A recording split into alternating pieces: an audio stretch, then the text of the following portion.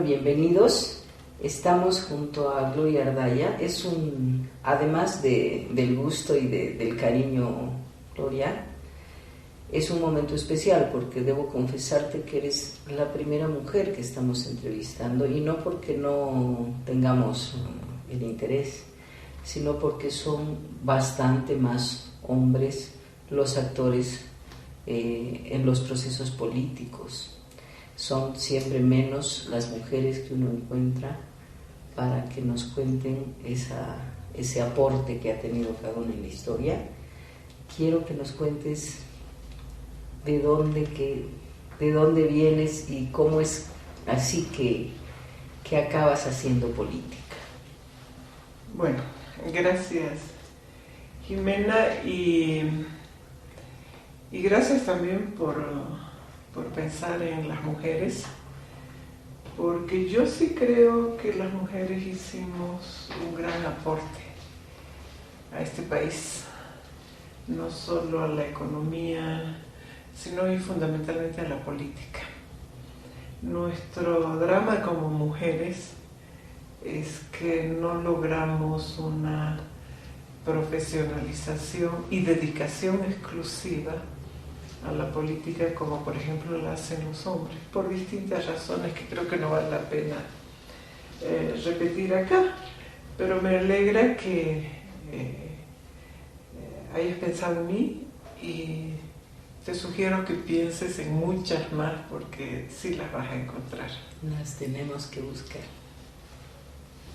Cuéntanos cómo así que Gloria Ardaya empieza a hacer política y se queda tantos años en la política.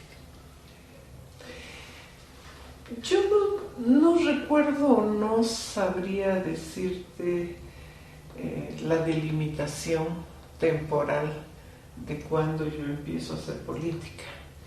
Yo vengo de una familia política, no en los términos que conoceríamos ahora, pero por ejemplo mi tatarabuelo era don José Miguel de Velasco, 5 veces presidente de Bolivia, y mi bisabuela era hermana de don Gabriel René Moreno. Entonces, y mi papá fue movimentista, y ya el hecho de haber tenido padres militantes pues te acerca a ver la realidad, a ver el país, a ver la sociedad con otros ojos. Y creo que eso te marca por el resto de tu vida. Los acontecimientos que uno vivía, que uno observaba desde muy pequeña, pues tenían otra interpretación de la del común de los mortales, ¿sí? El hecho de haberte socializado prácticamente desde que tú tienes memoria con la radio y con los periódicos dice mucho, pese a que yo nací en un pueblo, ¿no? Pero digamos un pueblo muy activo, y donde sobre todo te digo en mi familia, ¿no? Había mucha información sobre lo que acontecía en el país. Y fundamentalmente te diría, tuve una familia muy liberal en el sentido de derechos, ¿no? Yo, pese a ser mujer y pese a haber nacido hace 60 años, en mi familia tuve la oportunidad de vivir la igualdad de posiciones. Todos mis hermanos tuvimos las mismas condiciones, los mismos beneficios y las mismas posibilidades de acceder a derechos.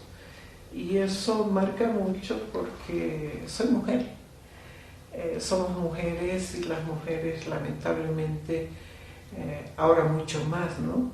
Pero lamentablemente no hemos tenido las mismas oportunidades para acceder a los beneficios de la sociedad, y fundamentalmente para acceder a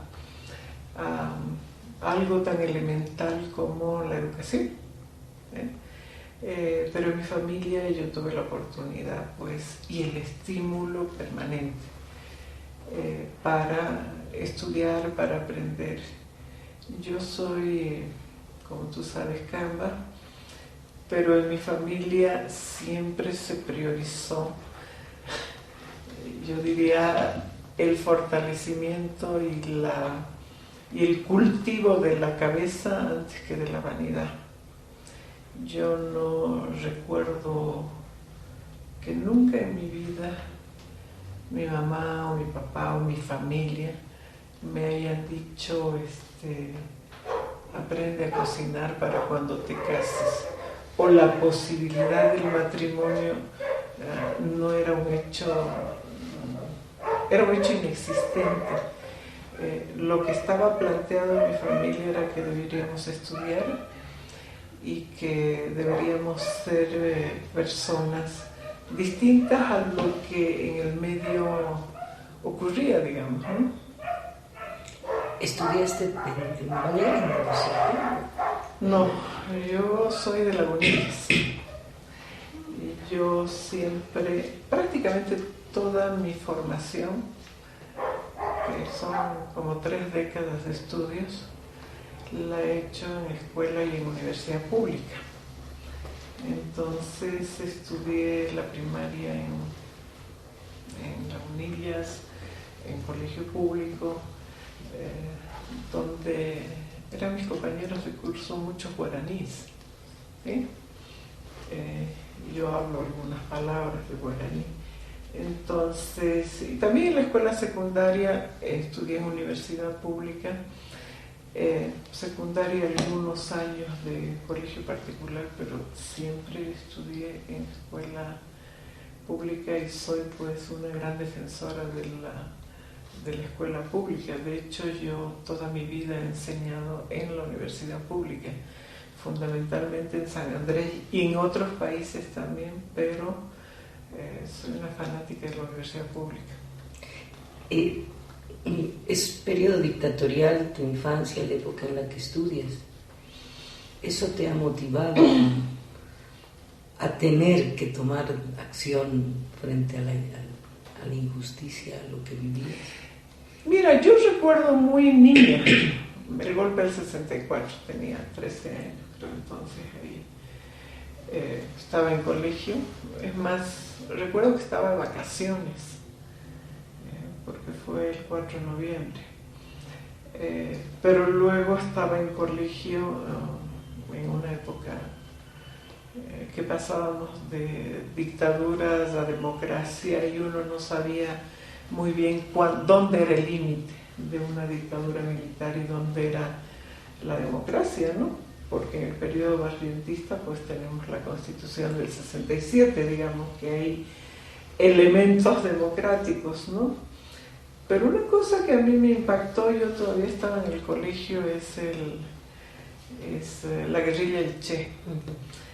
Y cuando esos hechos ocurrieron, mi familia vivía en Camiri. Y yo recuerdo haber ido a espiar a Regis Lebré y a Bustos, que estaban presos en la 4ª división del ejército. Cuando ellos salían al sol, pues yo era chica y los veía por un tejado, si tú quieres. Entonces sí te sorprendía, no sabías mucho qué representaban, pero los mirabas y estabas al tanto de lo que acontecía. Yo creo que a mi generación, pues la guerrilla del Che no nos dejó indiferentes, y en lo posterior los escritos de Regis Lebré, ¿no? A quien luego conocí en el exilio en Francia, porque además él y Elizabeth Burgos, su esposa, se convirtieron en muy buenos amigos de Bolivia. Y de hecho yo recibí uno de los mejores elogios que he recibido en mi vida de parte de ellos, ¿no? ¿Nos lo compartes o te lo guardas? No. Cuando llegué a Francia exiliada, ellos me comentaron que Liber Forti, y yo habíamos sido las personas, no puedo decir personajes bolivianos, que habíamos aglutinado a todo el exilio boliviano, y que el exilio boliviano en torno a nuestras personas había pedido a Regis y a Elizabeth que hicieran todo lo posible, en el caso mío, para hacer una demanda por mi libertad. Entonces eso a mí sí me gustó mucho, me satisfizo que, como decían ellos, todos los bolivianos del exilio, de la izquierda boliviana, había hablado con ellos para pedirles por mi libertad. Y luego hicimos una muy buena amistad, ¿no? ¿Qué pasó entre espiar a los detenidos y el exilio? ¿Por qué el exilio? ¿Cómo fue esa historia, Gloria? ¿El mío? Porque yo empecé primero a ser dirigente universitaria muy tempranamente.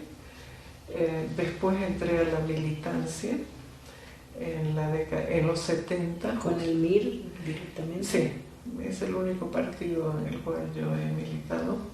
El MIR, y después en la fracción en la que se divide, ¿no? El MBL.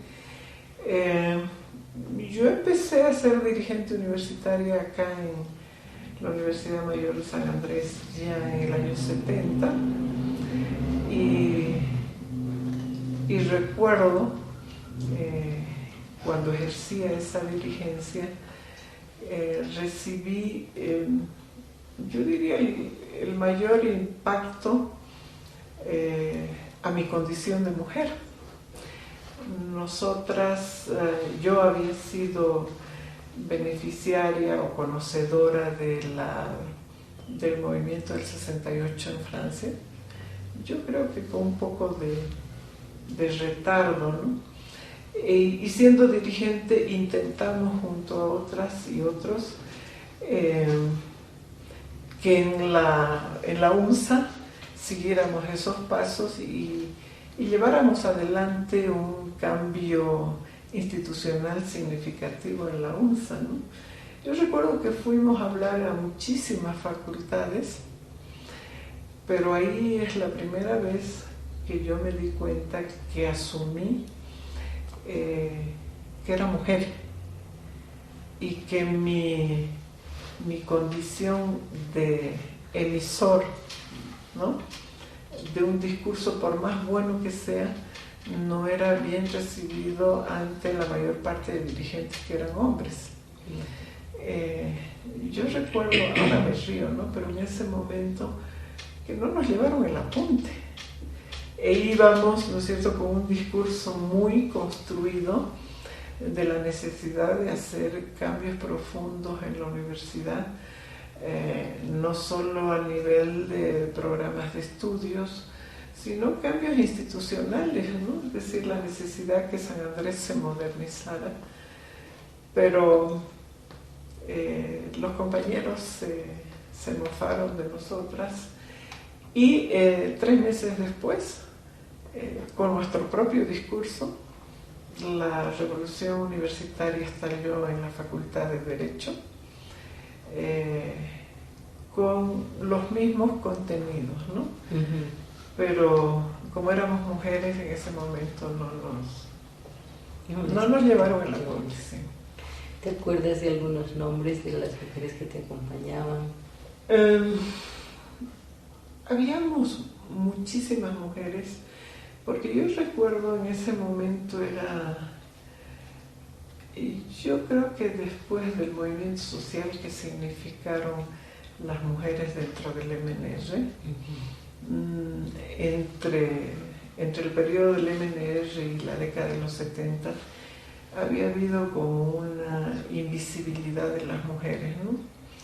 Pero la década del 70 es absolutamente significativa para la visibilidad de las mujeres, porque ya un par de años antes habían estado en la guerrilla, no solo en la de Teoponte, organizando, ¿no?, sino tú tenías ahí a Loyola Guzmán, tenías a muchísimas otras mujeres que ya habían empezado a militar en el ELN y en otros partidos políticos. Esa época yo miraba con muchísima admiración a Silvia Rivera, por ejemplo, ¿no? Quien en el Paraninfo universitario hacía unos discursos que tú decías, yo quiero hablar como ella, ¿no? En contenido, ¿no? Y por supuesto sigo admirando a Silvia Rivera por muchísimas razones, ¿no? Hasta ahora. También otra docente de la UNSA, histórica. Otra docente de la UNSA porque San Andrés dio mucho. Yo creo que la Universidad de San Andrés dio muchísimos liderazgos al país, antes y ahora, ¿sí? Y Silvia es una de esas mujeres a quien yo admiro por su capacidad política y por sus contribuciones al pensamiento social boliviano. De ser dirigente de la revolución universitaria, ¿qué viene después, Gloria? ¿Qué pasa para que salgas al exilio? ¿Es a raíz de haber participado en estos eventos? Bueno, yo salí al exilio en 2 oportunidades, ¿no? Inmediatamente en los años 70, 71, hay una efervescencia muy grande, yo diría en todo el país.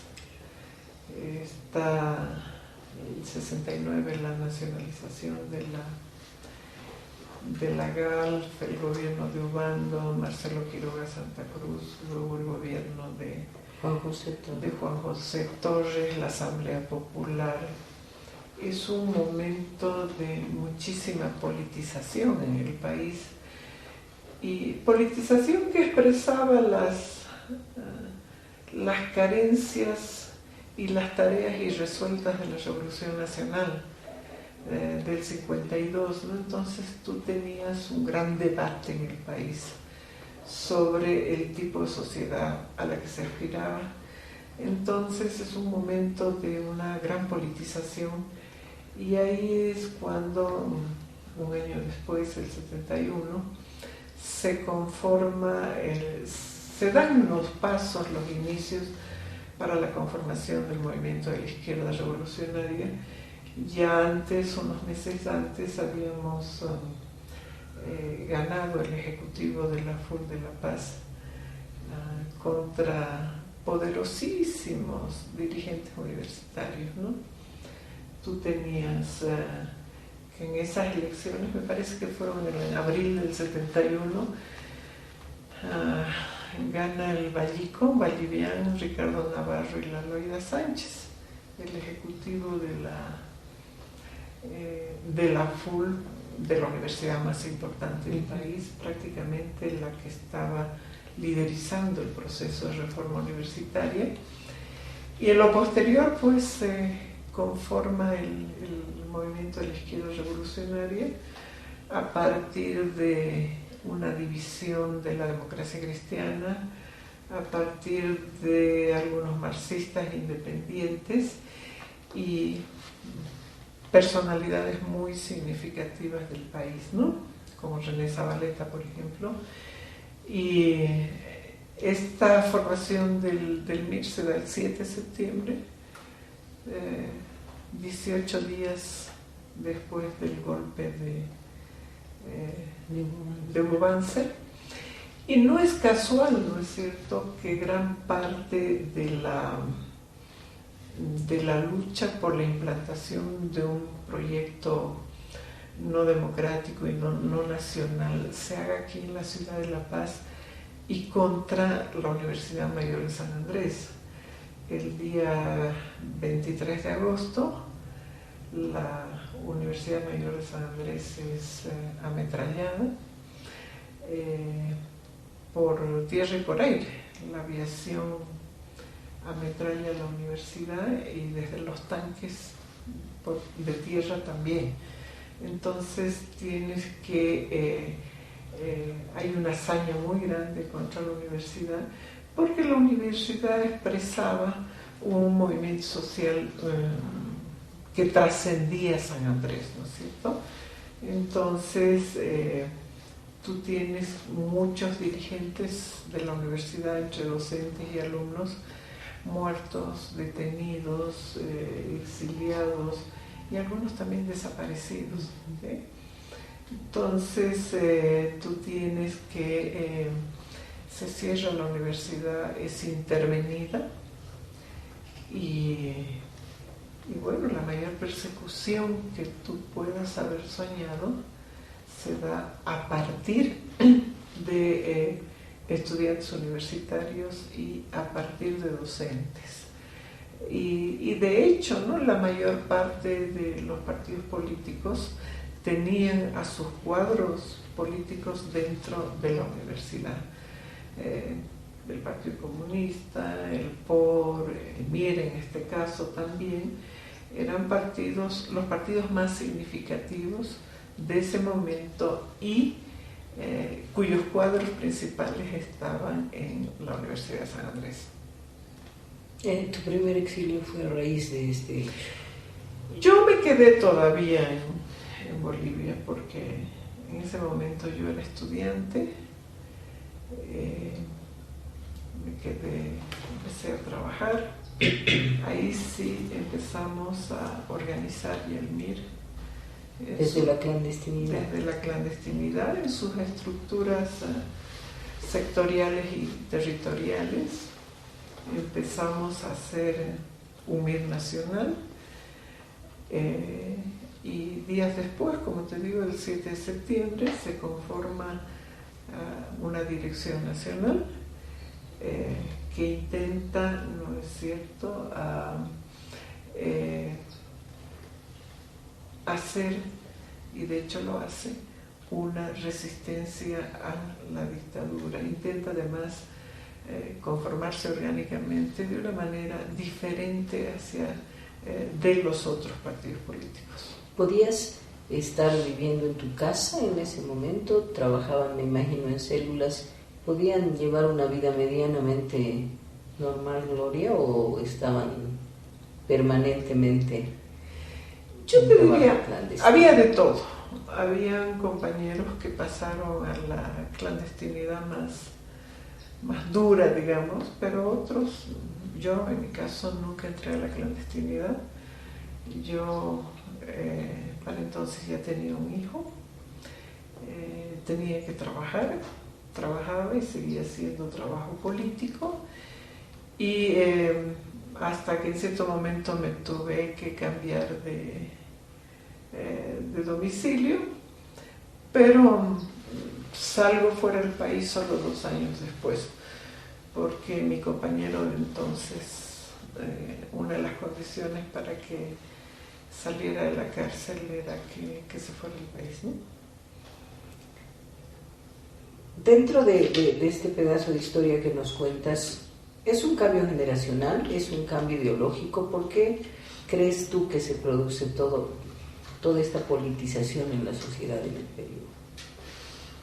Yo creo que hay de todo. No te olvides que el contexto veníamos saliendo de la dictadura barrentista, que fue terrible en cuanto a la conculcación de derechos sindicales, derechos políticos, una represión muy fuerte en el país. Te decía, esta relectura del marxismo a nivel internacional, el movimiento del 68 en Europa, en el caso de nosotras las mujeres, el feminismo que emergía como movimiento social a nivel internacional, inclusive tienes el psicoanálisis que nos da nuevas miradas a la vida cotidiana y a lo público, ¿no? Entonces yo pensaría que fue una época absolutamente privilegiada para nuestra generación, ¿no? Pero además Bolivia no es una isla en el mundo. En el contexto latinoamericano y mundial se estaban dando varios hechos que hablaban de movimientos, de nuevos movimientos sociales, entre comillas, de liberación, ¿no? Inclusive, ¿no es cierto?, en la región tú tienes que Salvador Allende finalmente había sido elegido, tienes un Velasco en Perú, tienes una revitalización del peronismo en la Argentina y así sucesivamente, ¿no? También la región, no solo el mundo, empezaba a moverse. Y eso nos llegaba, aunque yo sostengo con cierta tardanza, al país. Y había entonces una suerte de terreno abonado para nuevas ideas en el país, para la emergencia de nuevos liderazgos, para la emergencia de nuevos discursos políticos también, ¿no? Tienes que recordar también que ahí es cuando se conforma el Partido Socialista I de Marcelo Quiroga Santa Cruz, una nueva visión, que junto con el MIR son los partidos que surgen en la década de los 70. ¿Cómo? Tú fuiste parte de la fundación del MIR. ¿Nos cuentas un poquito ese pedazo de historia? Pero yo no fui parte de esa dirección. Yo era una militante pura y simple en ese momento. Es cuando se produce el golpe de Estado que yo empiezo a trabajar orgánicamente en el partido y de alguna manera a construir partido, ¿no? Uh-huh. La primera dirección nacional estuvieron otras personas y años después yo salvo mi primer exilio a la Argentina, cuya idea era ir a Chile, pero el golpe de Estado contra Allende vino antes. Entonces me quedé en Argentina, donde hice muchísimas cosas. La más importante, tuve a mi segunda hija allá, pero también estudié y milité en Argentina. También obviamente trabajé, porque el exilio, pese a que algunos dicen que es dorado, no es dorado. Tuve que trabajar mucho, estudiar y también allá hacer militancia en la célula del MIR que teníamos allí. Y yo personalmente milité en la juventud peronista, ¿no? ¿Cuándo fue posible el retorno al país? ¿Con la apertura después de la huelga de las mujeres? Yo regresé un poquito antes, no, entre otras razones porque la represión argentina era absolutamente fuerte. Yo trabajaba en una institución donde varios compañeros habían desaparecido, incluidas las monjas francesas, las famosas monjas francesas. Entonces yo no tenía pasaporte para regresar a Bolivia porque tenía el famoso pasaporte con sello rojo. Pero me dije, entre morir aquí anónimamente, es preferible morir en tu país y por una causa más explícita. Entonces me vine con mis 2 hijos y crucé la frontera junto a los contrabandistas, ¿no? Solo con los 2. Con mis 2 hijos y mis hermanos fueron a esperarme y ellos me ayudaron en nuestro cruce y estuve un par de semanas por Santa Cruz renovando documentos y luego me vine aquí a La Paz, ¿no? En un momento en que la dictadura pancerista ya había perdido todo su ímpetu y toda la fortaleza inicial que tuvo. Aunque ahí sí discrepo con lo que acabo de decir, porque fue una dictadura que nunca tuvo tregua y nunca logró consolidarse como hubieran querido ellos, ¿no? Y ya ahí, en ese momento, pues tú ves ya la pérdida absoluta de miedo de parte del movimiento popular, que arremete con todo contra la dictadura. tienes también la política exterior del presidente Carter, que ayuda y es un aliado en la transición a la democracia. Y luego tienes pues que era absolutamente evidente la terminación del patrón de acumulación que se había conformado en 1952. Si la crisis económica era evidente, ya no daba más la economía boliviana, pese a que los 7 años de dictadura avancerista, pues tú tienes un importantísimo endeudamiento externo y tienes, tal como ahora, precios internacionales de nuestras materias primas bastante elevados. Entonces, y hay otro punto más, ¿no? Durante todo el Bachillerato, el movimiento popular tuvo como aliados a una pequeña pero importante fracción del ejército que caminaba por la democratización de la sociedad boliviana. Entonces son todos esos elementos que hacen que como partido, en el año 77, 78, 79 y 80, apostáramos por la transición a la democracia. Yo sostengo que somos una generación que en dictadura militar nos transformamos o asumimos el tema de la democracia de una manera absolutamente contundente e importante. Y yo diría que somos una generación que nos convencimos de las virtudes, entre comillas, de la democracia, y como partido fundamentalmente apostamos a la transición democrática. Claro que fue una transición llevada adelante por colapso, porque habían esos 4 elementos que te he citado anteriormente que hacen que la democracia boliviana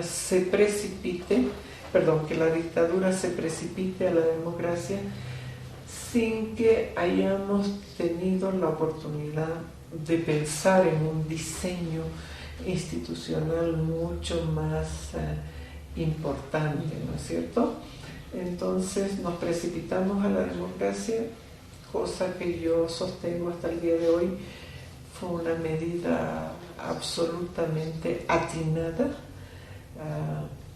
pese a que en el propio MIR generó un debate muy grande, pero fue una medida atinada. Y ahí, claro, yo quiero rescatar a la figura de don Hernán Siles Suazo, que fue clave en esa transición.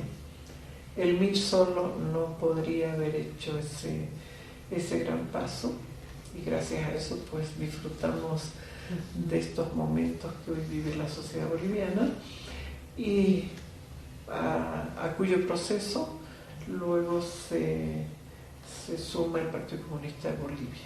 Entonces yo te diría que en el caso del MIR fue un gran debate que se dio a su interior para ver qué pasaba con la democracia boliviana en un momento en el cual en el partido se diseñaban muchos escenarios futuros.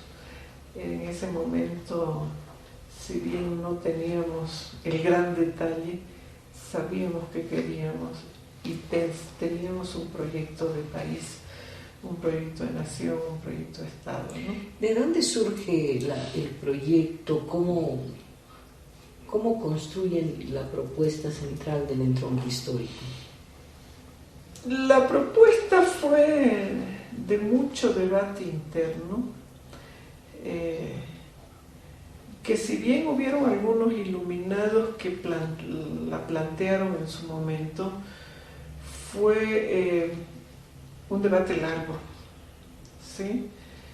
Fue un debate que se dio durante varios años, tanto dentro del país como fuera del país.